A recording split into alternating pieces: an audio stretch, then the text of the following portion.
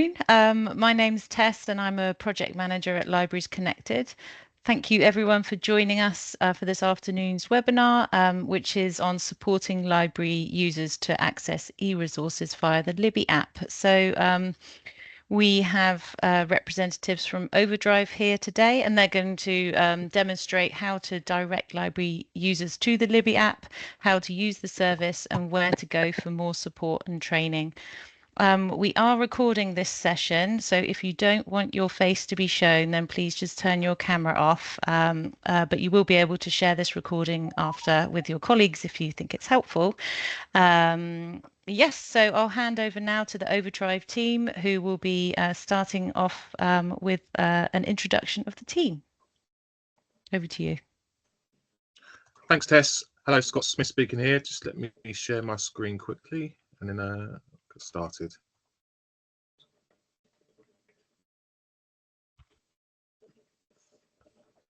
Okay, so welcome everyone and thank you for joining us this afternoon. Before we go into the Libby app proper, I just thought it'd be nice for the UK team to introduce ourselves. Starting off with myself, Scott Smith, one of 3 account managers at OverDrive. We're part of a wider team working to support libraries in the UK and Ireland, but we're the first point of contact for libraries. Prior to joining OverDrive, my background is in libraries, so I started off as a Saturday library assistant at my local authority. I've worked at a couple of FE colleges and also managed a 6th form library before going on to join OverDrive. I'll pass you on to my colleague Laura.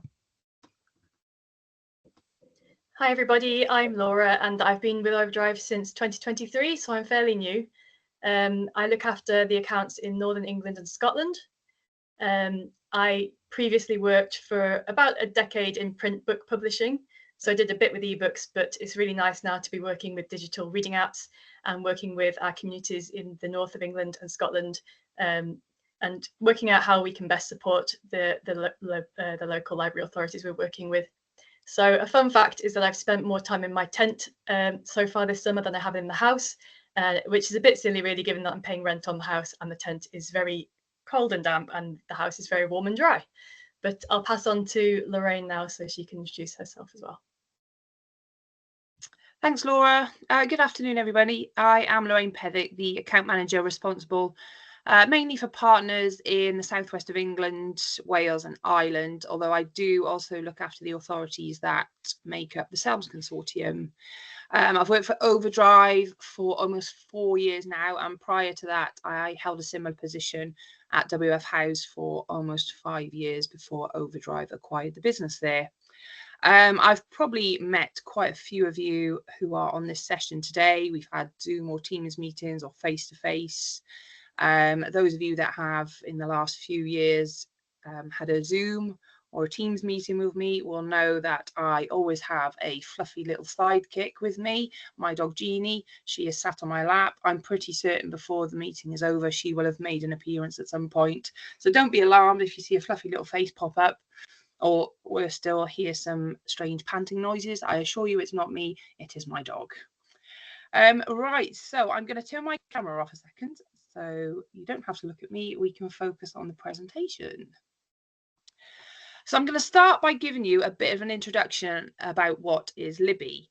Now Libby is the library reading app from OverDrive. A little later, Scott's going to give you a demonstration of this to show you that it takes just a few simple clicks to find, borrow and enjoy the digital content provided by your library service. With Libby, you can synchronize your loans across devices, download loans for offline access, listen in your car via Apple CarPlay, Android Auto or Bluetooth, and even send books to an e-ink reader such as a Kobo device. Your users can enjoy digital content from the library wherever they are and whatever time of the day it might be. Now, this slide shows some of the user feedback that we've had on the Libby app. I'm not going to sit here and read these all out, but I just wanted to share these quotes with you because it's all well and good us sitting here telling you how great Libby is, but I strongly believe that the most useful feedback is that of your library users. We will be sharing this presentation as well afterwards, so don't worry about jotting everything down. So how do you get Libby? Libby can be downloaded for free from the Apple App Store, Google Play Store, and Amazon App Store. It can also be accessed on a web browser if the user would prefer to read or listen to things on a computer. And next slide. Now, the content on each individual library services Libby platform will vary, and this is determined by what your authority has purchased or subscribed to.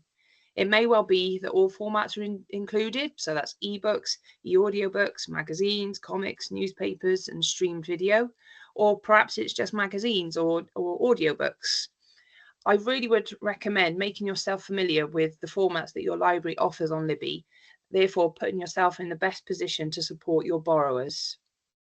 I'm now going to hand you over to Scott for a live demonstration. Thank you, Lorraine. Just give me a second. I'll turn my camera off and get Libby up. Okay, so for today's demonstration, I am going to be using the browser-based version of Libby.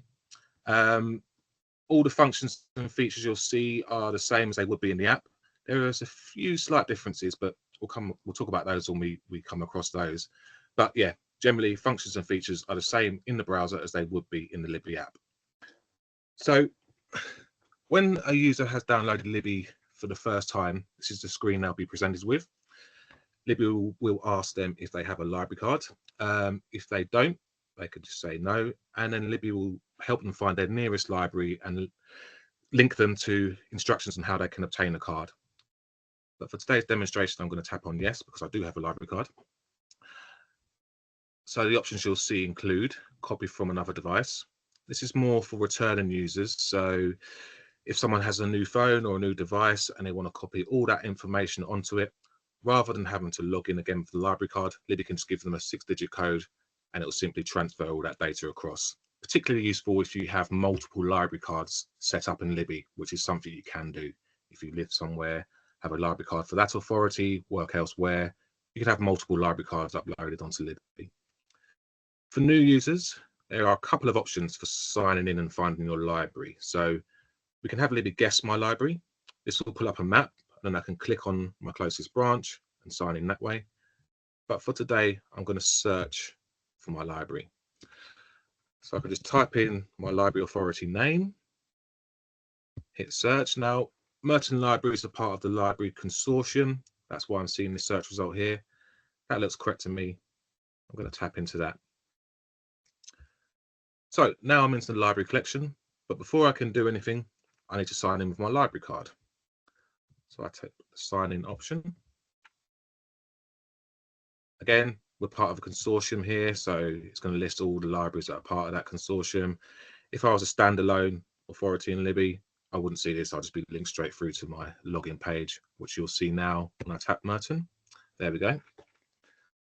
So first of all, library card number.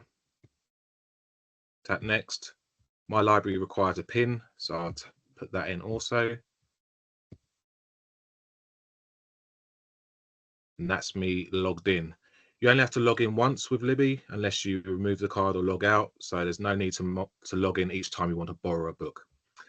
You'll notice here there's the option to rename the card. You can see I've already done so. This is useful if you are sharing a device with family members and you all have your cards on there. To make it simpler to differentiate whose card is whose, you can name it and then toggle between cards when using the service. It also shows how many loans and holds I currently have as well. More about that soon. Surprise, surprise. And click on next. Okay, so I'm now in my library collection, but before we start browsing content, I just wanted to bring your attention to this toolbar we have here at the bottom. So we have 5 icons. We have search, library, menu, shelf, and timeline. I'm going to go into the menu first of all and quickly look at the settings and scroll down to customize navigation. If I tap on that, I've got the option here to label these icons. So this is particularly useful for a newer user to Libby that may not be aware straight away of what each icon represents. So I find it more useful to turn this on. That's why I thought I'd go into that first of all. But we'll have a closer look at the menu later on before we do, let's browse the library collection. So on your library's homepage, we're going to see some created collections. For example, here, this one's Remembering D-Day for the 80th anniversary. These collections are set up by your library. So they're custom, they're unique to each service. You know your readers better than anyone else. So if you can cater it to suit them. You may have local events in the community that you want to highlight here. You can be really creative with this and put up any collections you like. OverDrive can also support you with putting up these collections too and offer ideas. So there's plenty of creative collections to browse. We also have some guides here. Now these guides are sections of Libby which are set by audience or format or whatever you like really. So we can see that my library has a guide for kids and one for teens, and then one for another format, magazines. But you'll also notice they've got graphic novels, community languages. So again, you can get creative with what guides you want, what type of content you want to push to your users and make it easy for them to find. So that's the guides. Extras, which Lorraine mentioned before, apart from your standard formats of ebooks, audio, and magazine, we also offer newspapers and streaming video. So that stuff will live in the extras section. If I keep scrolling down, you can see more of these great curated collections that have been set up. But for now, I do have an idea of what I want to borrow. So rather than use these collections at the moment, I'm going to utilize the search feature here. So if I tap on search, it's going to bring up a search bar. There's also some filters I can use as well. I'm just going to type my term here. So I'm going to search for Charles Dickens. And there's my search results. So quite a lot of content in my library for Dickens. I don't want to root through it all, so I'm going to filter to only see ebooks. And if I wanted to filter it further, I can just use this icon here, tap that, and I'm going to filter it to show me books that are available to borrow right away. So not stuff that isn't on a loan that I won't have to place a reservation for. Okay. Quite a lot of results here. Just going to browse through, and I think I'll borrow David Copperfield. So to borrow, I just simply tap borrow, and that takes me straight to this screen here. It'll tell me how many loans I already have out and holds. It'll also let me know how long I'm borrowing that title for. I'm probably going to need longer than 21 days for this one, to be honest, but if I was a very quick reader and I only wanted 14 days, I can choose that. The options here are determined by your library, so it may be different. You may even say 7 days here, or just a default of 21 days and no other option. This is determined by the library, but I'll keep that at 21 days and tap borrow.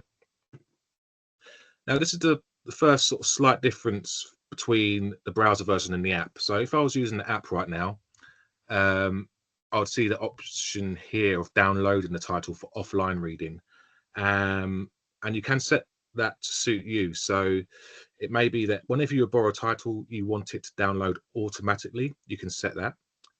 It may be that you want it to only download if you're on the Wi-Fi. You can tell Libby that as well.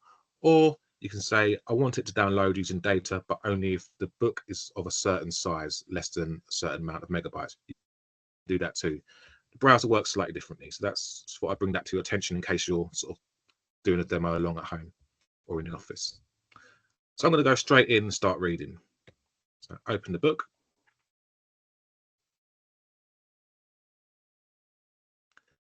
Now, much like you'd expect, to turn the pages, it's just a case of tapping or swiping the sides of the screen to swipe through. I've got my contents here, so I can just tap on a chapter to fast forward to that bit there if I like. To get my options up, I just tap on the center of the screen. And now you'll notice I've got some options here. Now, first of all, at the moment I'm seeing a double page spread view. If I wanted to change that to a single page, I'd choose that icon here. Double page is quite nice in a laptop format, or if you're using your tablet landscape, it sort of replicates an open book. So I'll leave it like that for now.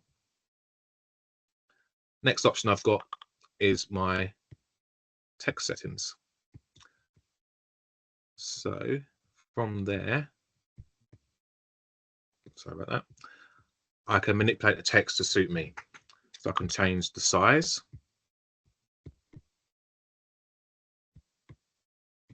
And you'll notice here there's also the option of accessibility sizes as well. I make it really big.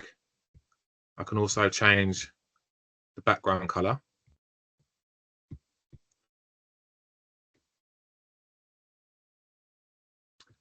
And the book's font. I can get really granular as well, and even change typeface, line spacing, etc. So I can really render this book a way that suits me and make reading as much comfortable as possible. So that's my text settings. Whenever I set this, Libby will remember it. So all subsequent ebooks that I borrow on any device will be set in this way. Next option here is the search option. So I can search for a term within the book. Let's have a look. It could be a character I'm searching for. If I type in that term, it's going to pull up any instance in which that term appears in the book.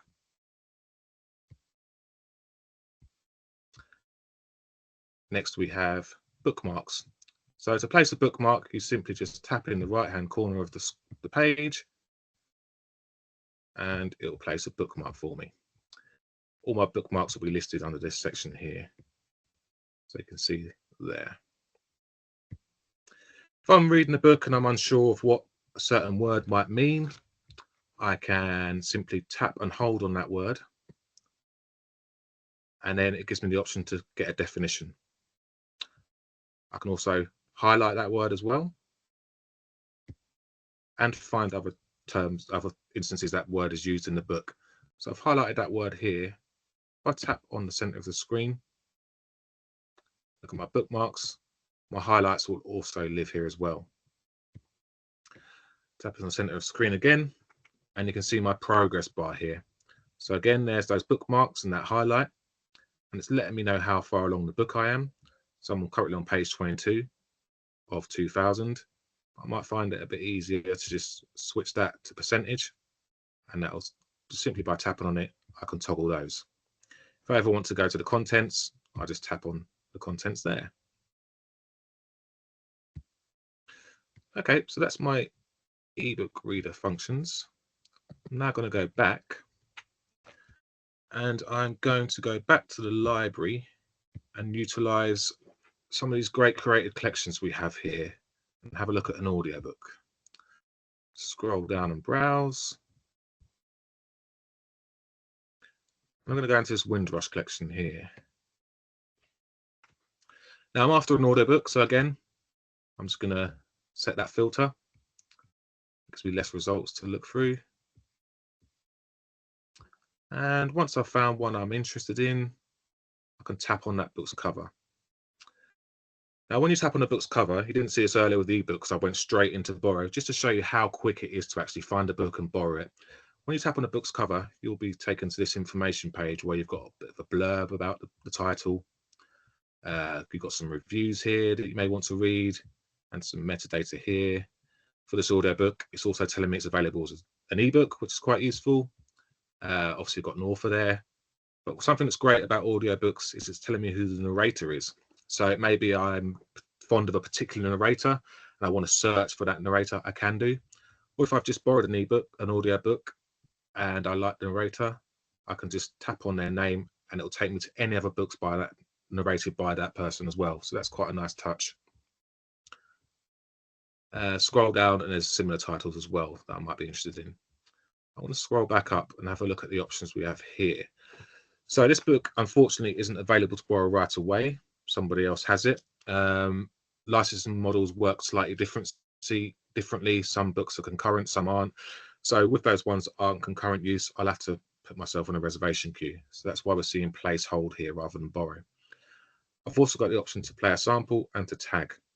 Tag's quite useful if someone's recommended a book or you've read an article about a book that sounds interesting, but you're not quite ready to read it yet, or join the holds queue, you can maybe add a tag.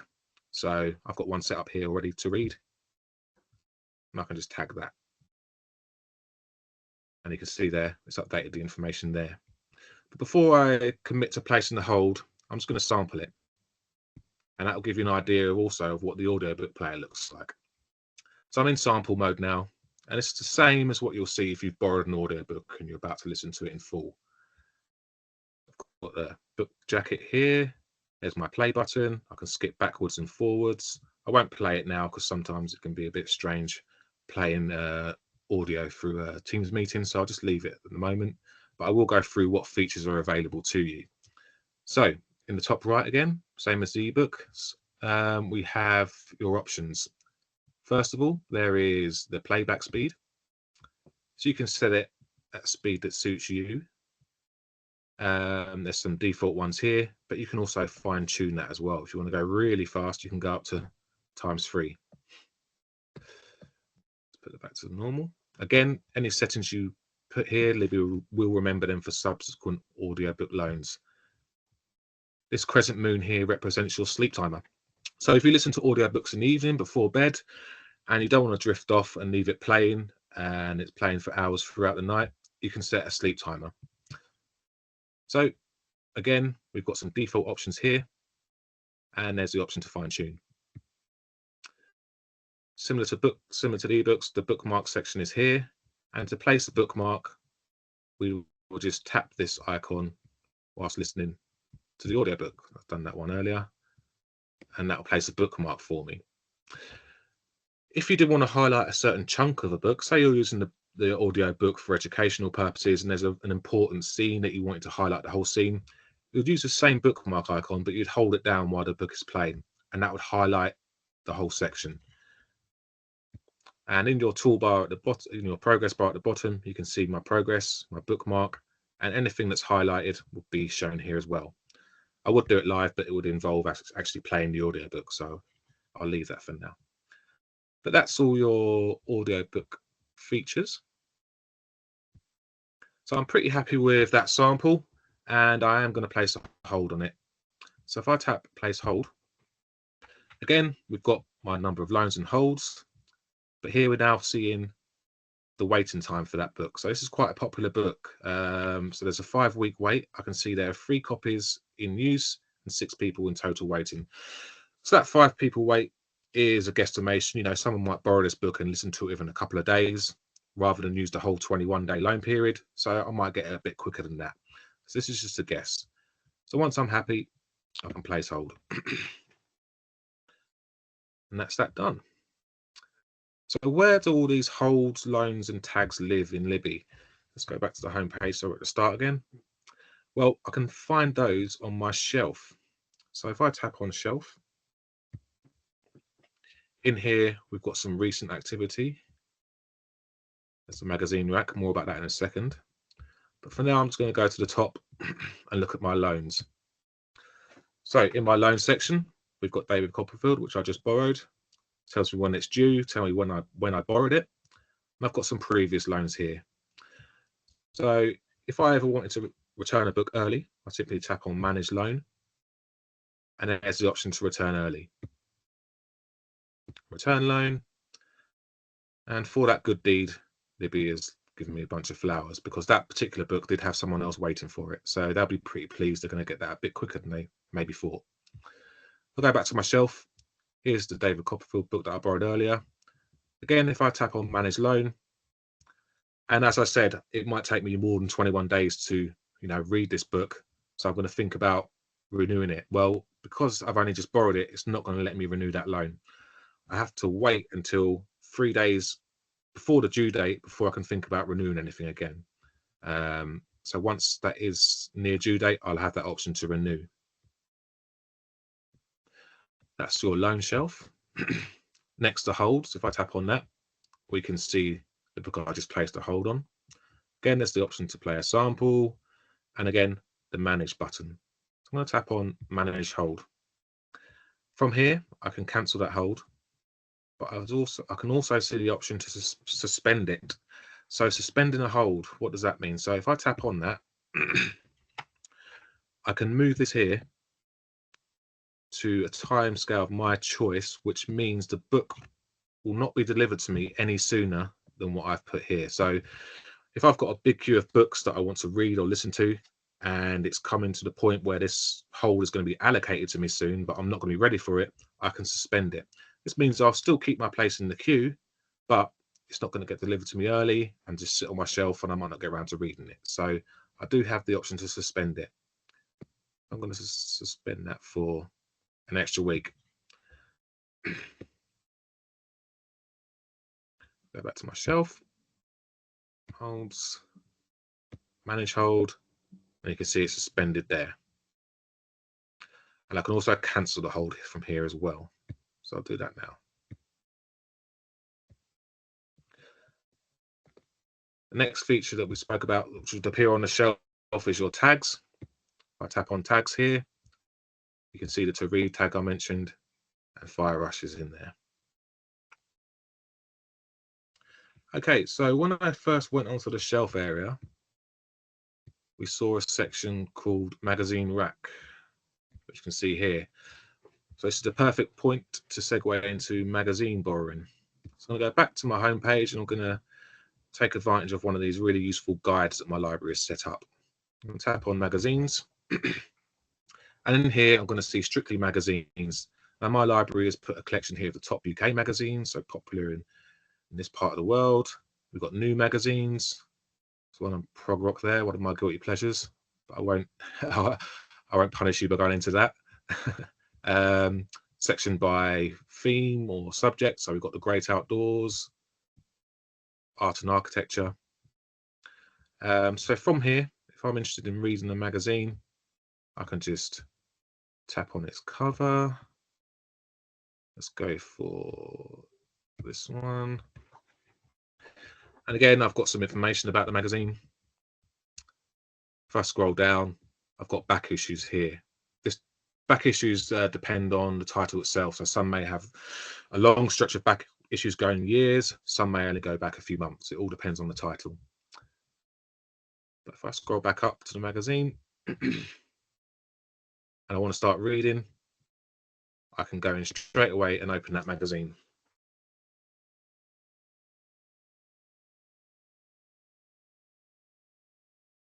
Now, much like the ebook reader, just go through the pages, I just tap or swipe on the side of the screen or tablet. But I also have the option of tapping in the center, and you can see all my magazine pages laid out here. So I can skip through the magazine this way also. If I go to a contents page, I can just tap on an article and be taken straight there. Now, when I'm reading my magazine, if I wanted to zoom in, I have the option to do so. There's the icon for zoom here. If you're using a tablet or a phone, this will be done by pinch and zoom, so a lot more simpler. But as on the laptop, I'm going to be using the zoom mechanism here. And that can zoom myself in and see the text a bit easier. But it's still not a very comfortable way for me to read a magazine like that. So what I am going to do is take advantage of this article mode. If I tap on that, it's going to bring that article up in a much more user-friendly way. So I can now read it like this. And you'll recognize this little icon here. If I tap on that, again, it gives me the option to render the text to suit me. And also change the background. Once I'm happy, press save. And much like the ebooks, this will remember my settings. So any magazine loans I have going forward, the article mode will appear like this. To go to the next article, I don't need to go out and in again from the article mode. I just simply tap on the hands left and right, and it takes me to the next article. Okay, so once I've finished reading the magazine, I can go back. And before I leave, Libby is going to ask me a few questions. So it's going to ask me if I want to keep this particular title on my magazine rack for 7 days. If I tap on that, it will appear in my magazine rack. Let's find another title quickly. So we've got artists and illustrators here. Let's go into the title details. Now again, there's the option to open that magazine, but you also can see the option here to subscribe. I tap on subscribe, it's going to ask me to add a notify me tag, and I'll select that, and it's just now showing me I'm subscribed to that title, and I can unsubscribe if I like. So let's have a look at the magazine rack. So that's in the shelf, and you can now see that issue that I kept for 7 days is staying in my rack there. If I want it longer than 7 days, I can just manage it here and extend it. And you can also see the Artists and Illustrators magazine, which I just subscribed to. So there's your borrowing and subscribing to magazines and how the reading magazines works with great features such as the article view. So we've looked at search, we've looked at the library and the shelf. The next icon here is your timeline. So I'm going to tap on that. And here I can just see a bit of my usage history here. So it's showing me all the tags and loans that I've made when using Libby, my total amount of loans and holds in the past. But if you do not want this information to be collected and you would rather switch this feature off, you can do. And in the actions here, there is the option to remove all activities, start from scratch, or you can disable recording altogether. So if it's not something you want to keep track of, you can switch it off. You can also export it if you like as well. Okay, so let's next go to the menu. We had a quick look before, but let's have a closer look now. So once you enter the menu area, first thing you're going to see is your libraries. As we can see, I logged into the Libraries Consortium. If I had multiple library cards added here, it would appear as a list. If I ever wanted to add another one, I can do straight from here. Or if I want to remove this library card, I can manage cards and remove it. Also in the menu section is your help and support. So if you're struggling with something, there is the option to get some help. And from here, Libby will give you a list of useful links and frequently asked questions. There's also a suggestion box here. You can type in a term that Libby can help you with. If Libby can't find the answer in one of our help site articles, there is the option for you to actually connect directly with a support team and speak to someone there as well. Below get some help, we've got take a survey. It's quite useful, the survey feature, much like the suggestion box I pointed out a second ago. A lot of the features and functions in Libby, some of these are actually suggested by library users and library staffs and actually do come to fruition in the app itself. So it's always worth using the suggestion box or taking a survey if you ever get time to do so. And we'll go back into the settings. Again, there's that copy to device option. Some accessibility features. If I tap on that, you can see there's the option to reduce color variation, text variation, etc.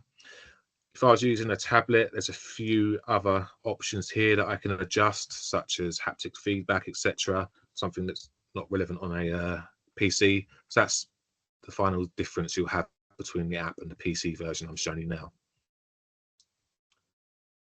And then manage notifications. So I showed you how you can place reservations and subscribe to magazines, but how do you find out about those? Well, you manage it here. And in the manage notifications section, you can choose what you want to be notified about and how. So if you want to get a notification when a loan is near expiration, you can set that to do so, or you can set and ignore. Hold lapsing, magazine notification, notify me, etc. And hold ready, hold lapsing. Excuse me, this is actually the final difference between the browser version and the app. So in the browser version, I can set a notification to have an email notice when a loan is expiring here or a loan is expired. If I was using the app, I'd have the option to set a push notification here.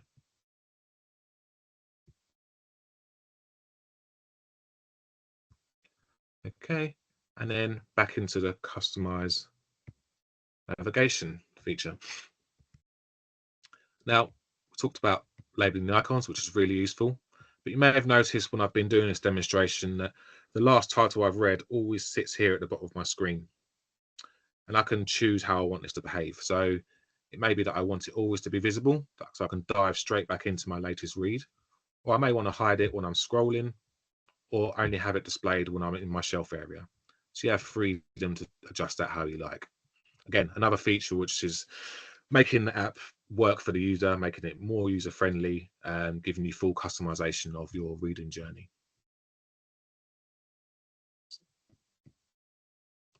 Okay, so that is the basic beginner guide to Libby.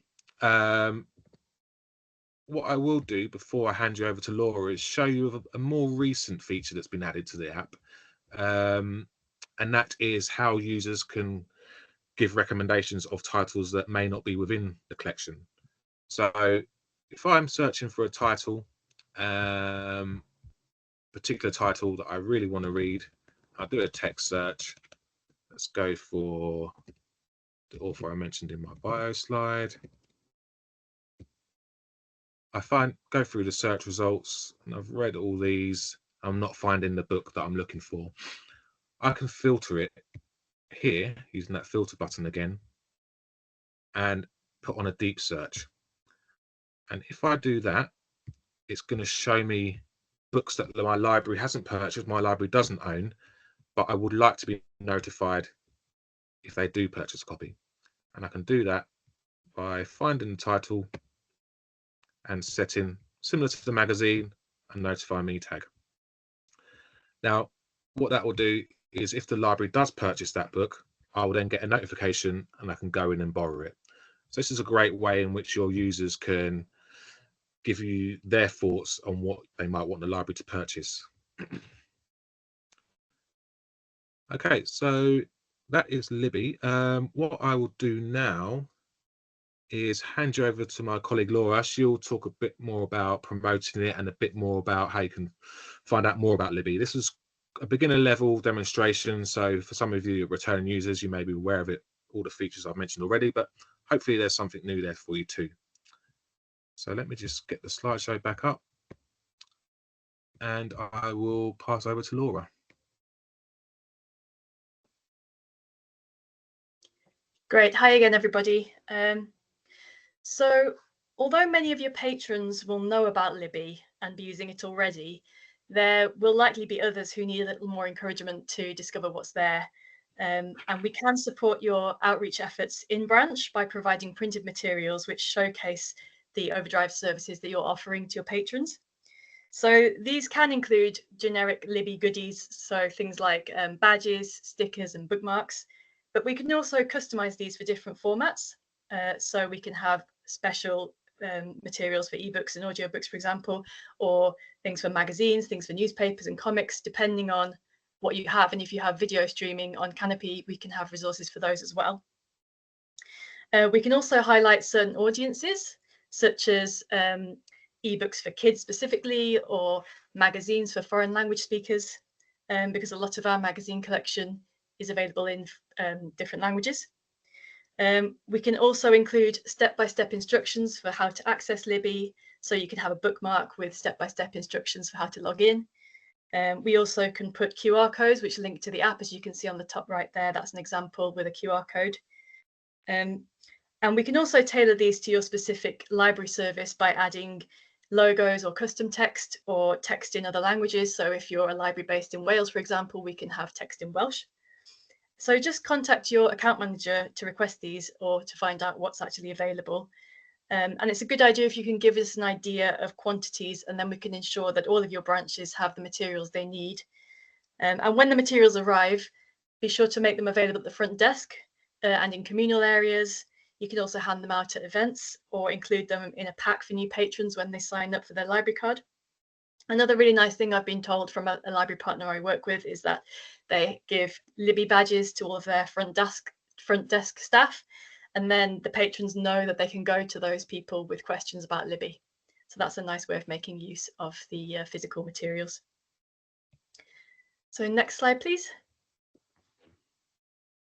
So in addition to the printed materials, we've been working really hard this year to bring you a range of digital marketing assets as well. And these can be shared on your websites, on your social media, and in communications with your patrons as well. So things like emails. and they're designed for three main reasons, really. So firstly, to improve engagement among existing Libby users and to help boost your usage figures. Secondly, to bring in new patrons by increasing awareness of the content that's actually available in Libby. And lastly, to generate a bit of a buzz around certain themes or events, which can then aid in the discoverability of your whole library service. So on social media, this can provide a great way for patrons to engage, not just with each other, but with library staff as well. So they might be providing feedback on the service, or they might be discussing their current reads, or they might be tagging their friends and then helping you bring in new patrons that way as well. So each month we'll be sharing a new set of social graphics with you. I tend to send these out to contacts by email at the start of each month, so you may have already received those, but do contact your account manager if you want to be added. But the graphics are also available on the OverDrive Resource Centre, so everybody can go there and download them. And there's a link to that on the last slide of this presentation. We know a lot of you base your campaigns on the Universal Offers calendar, so we do take ideas from that. But we also try to include popular culture, trends from that. We include author birthdays, reading agency campaigns, national awareness days. And we'd love to support any campaigns that you're running that we haven't already thought of. So please do contact your account manager with any themes or ideas or any celebrations that you'd like us to highlight. Again, we can include custom images, logos, custom text, so you can really make these your own and put your own message out there. So just ask if you need anything. And it's also worth bearing in mind that now that we have a brand new Instagram account for Libby in the UK specifically. So the handle is at the bottom of the slide there. It's at libbyapp_UK. So feel free to take any inspiration from that as well and share the post with your patrons. And we hope that you enjoy that. So next slide, please. So here are some unique and fun ways that our partners have been promoting Libby. So as well as the print and digital materials that we just talked about, there are lots of other creative ways to engage your local community with Libby. We've included some examples here. So my personal favourite on the bottom right there is the Libby bandana sported by a very cute dog, which belongs to one of the staff members at a public library we work with in the USA. He's been dubbed the digital reading dog. So that's one thing you could do if you wanted to. There's another library in the US in Arkansas this time that's been handing out goodie bags for Earth Week. So you can see that in the green box at the top there. These are little eco-friendly bags that are stuffed with Libby bookmarks and badges that are given out on Earth Week. And then closer to home in the UK, we've seen a short story competition run by Oxfordshire Libraries. This is run annually, and the winner gets a prize, which is donated by OverDrive. And they also get their story they've written published on Oxfordshire's Libby collection. And they do that using Libby's local content feature. So if you don't know about the local content feature in Libby, please do ask your account manager about that so you can start making use of it. But it's great for showcasing your own content and uploading documents that are relevant to your library service. And it can be used for things like hosting archival documents and anything else that you want to share with your patrons. Another great tool you can use, which Edinburgh libraries have been taking advantage of, is the Instant Digital Card. So this enables prospective patrons to log into Libby using just their mobile phone number, so they don't need to have a library card. And you can run this promotion for several weeks, at the end of which you can contact the participants and encourage them to register for a permanent library card. And when this is supported by promotional materials advertising the Instant Digital Card offer, it's a proven way of bringing in new patrons. We know it definitely works because we've seen it work before. In addition to these, we receive lots of other great ideas from library partners, such as walking book clubs, where the library makes a chosen audiobook available to all the members of the walking club, and they kind of listen to the audiobook as they're walking along. This has been done successfully at Eastern Bartonshire, for example, and there's lots of ideas like this, many more other things.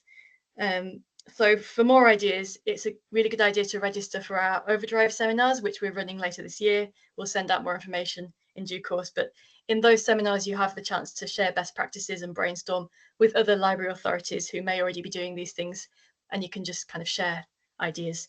So that's how to promote in different creative ways. And next slide, please. So this is a compilation of the resources we mentioned in the presentation, and we'll share these with you at the end. But there's a link to the Libby help site, a link to the OverDrive Resource Centre, and that includes further training and download links for the promotional materials we mentioned, plus contact details for your 3 UK account managers who you met today. So we're happy to be contacted directly if there's any questions that you have that we haven't covered. It may be best to liaise with your stock team at the library service first, just to make sure that we're correctly directing the questions. And there's also a link to some how-to training videos at the bottom there that you can click through to. Next slide, please. So we have some time for Q&A now. We have some in the chat already, as I can see, but if anyone wants to either add more in the chat or unmute and ask the question in person, you're more than welcome to. Otherwise, thank you very much for listening, and I'll give it a few minutes for the chat, but otherwise we'll hand back to Libraries Connected to round up. Thanks.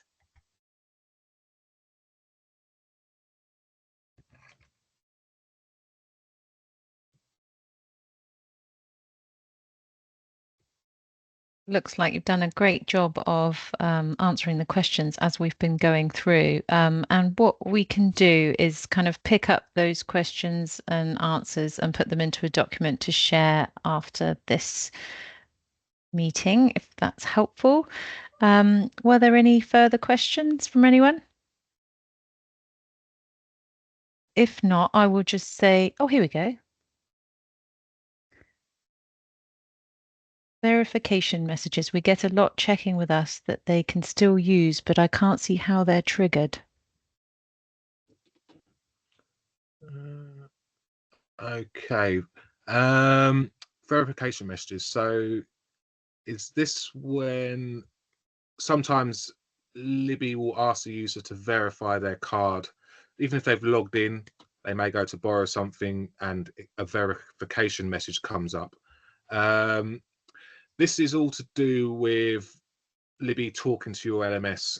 So if it's happening, it shouldn't happen that often at all, really. If it's happened frequently, then just get in touch with your account manager, and we'll look into it with the integration team. It may be something that needs tweaked on the LMS end.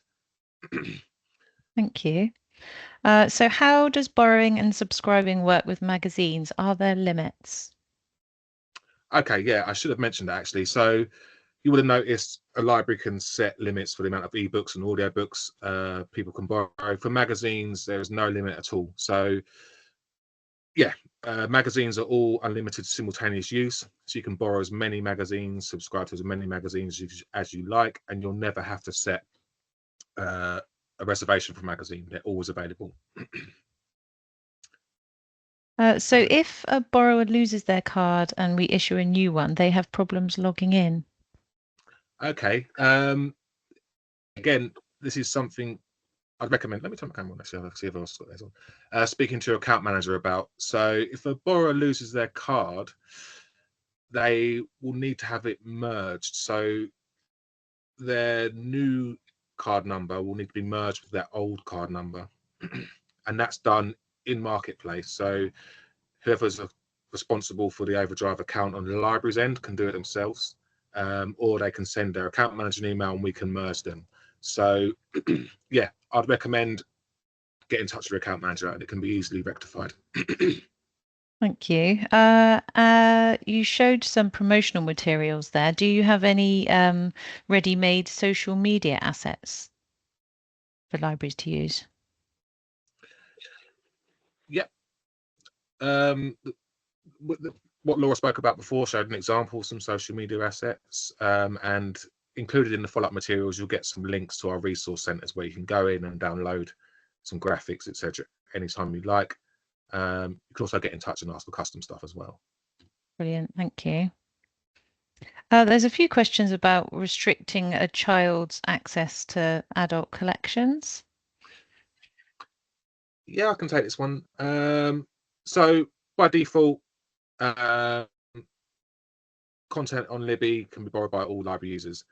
But if you had borrowing policies where you didn't want children borrowing adult books, for example, we can set up something called content access levels. So again, that's something you'll need to get in touch with your account manager about. And in a nutshell, what you would do then is set your collection by audience. and you can do it using the publisher metadata very quickly. So it may be that any book that's listed as adult can only be borrowed by adult, any that's listed by as teen can be borrowed by adult and teen, anything listed as children can be borrowed by children, teen, and adult. You can set that yourself, or there may be certain books which you are classed as adult, but you think a child might be able to read. You can do it on a title by title basis too. But yeah, get in touch with your account manager on that one, and we can set that up for you. I have some busy account managers. Yeah. There is a question from Islington Library saying that their cards expire automatically annually. So they said they assume this will stop access. Will borrowers get a clear message when this happens and direct to their local library? Okay, so this all depends on how authentication is set up. So it may be that I don't know off the top of my head what Islington's setup is, but when setting up authentication, you can choose whether you want it to honor any system blocks that you have in place. So you can tell it that you don't want anyone accessing Libby that's card is expired. And in that, if it has been set up that way, that user will see a message saying, please contact your local library to regain access. Or you can choose to ignore those blocks. So you may block users from borrowing physical books if they have an expired card or a certain amount of fines, but you don't mind them still using the digital stuff. You can make that allowance too. So it's up to you how you handle those blocks with expirations and fines, etc. Thank you. Are there any more questions? If there is anything we've missed, we'll get the document so we can go through and include that in the follow-up. Excellent, thank you. Yep. So Emma's just. Oh, sorry, Lorraine. Did I interrupt you? There's one from, I'll probably say this wrong, sorry, Portella, about what the advantages of Libby over WCC digital card. Did we address that one?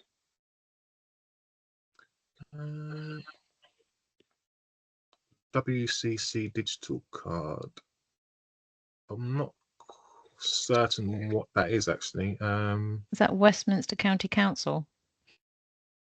Okay, yeah. Yeah, well, oh, here we go.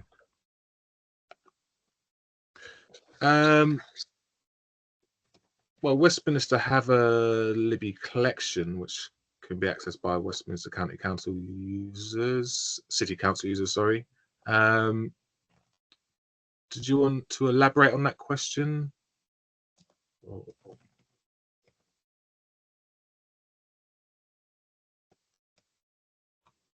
What are the advantages for?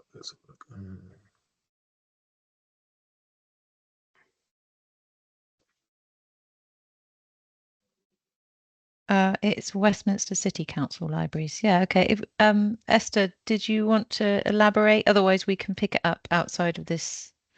If you want to. Hello. Right, because I'm a bit confused. Westminster City Council Libraries, we do have also the digital app, My Westminster. And I would like to know the difference between, what the advantages of downloading Libby will be over our digital card that the council provides. Thank you. Okay, sorry so I've not used the Westminster City Council Library app personally, but I imagine it's similar to other authorities where you can use it to manage your physical loans that links you out to other digital resources you have.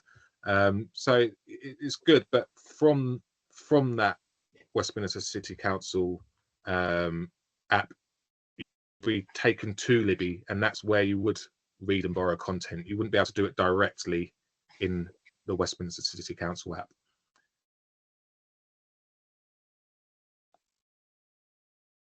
I hope that clears that up, Esther. But yeah, if you have any more questions on that, you can drop me an email, copy Neelam in, because that's my regular contact with you guys. Yeah. Fantastic. Thanks so much, Scott, Laura and Lorraine, for all the information you've shared today. Just really enlightening. And we will follow up with the recording and the Q&As and potentially the slides that you shared today. Is that all right? Yeah, great. Thank you. Thanks, everyone, for joining us today. Thanks ever so much. Lovely. Thanks for Thanks, having everyone. us. Just want to say before we went, Bye. hope any new users found this useful. I worked on the library desk myself once upon a time and wasn't confident using digital resources. So hopefully I've helped in making some of you guys on the front desk a bit more confident with that. Yeah, great. Thank you. Thank you. Bye, everyone. Thanks a lot. Bye-bye.